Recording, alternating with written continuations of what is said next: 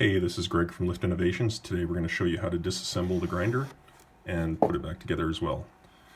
So we have our grinder in our box here, and in the box we have a warranty registration slip, and I've blocked out these numbers here, but you have an additional 4-digit pin at the end of the activation number, in addition to the actual serial number that's on the bottom of your grinder. So don't forget to register your grinder, and then you also have a disclaimer here of some sort. Probably says don't stick the grinder in your eye or something. And here's your grinder. Also in the bottom of the box there's a tool, so just take out the piece of foam and there's your tool. Every grinder has an included tool. Alright, getting back to the grinder, we call this the spinner. That comes off like that. And this next part is called the cutting chamber, and a little quarter turn, it comes apart like that. You take the tool, which has these little pins on the bottom side, and they line up with the little holes in the retaining ring there.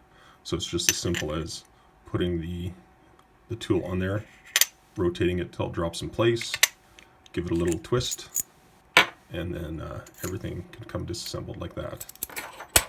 And then the blade you can just pop out like so. So we do sell every single part on our website. You can buy a new bushing if you want. We also sell this ring here as well, and we sell in addition fine and coarse discs. Here's the medium right here that it comes included with, and then also when you take apart this section here, same thing. You just take the tool, drop it in there, give it a little twist, line it up, like so. Everything comes apart. So you can clean everything in isopropyl alcohol.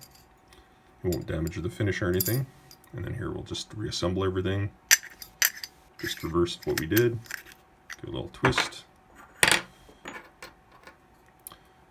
Put the blade back in like so. Just drop the sifting disc in, drop the retaining ring, and put your tool in like that. Wait for it to drop in, give it a little twist, all done. And then you can just reassemble your grinder like this, and you're good to go. Talk to you later. Have a good one.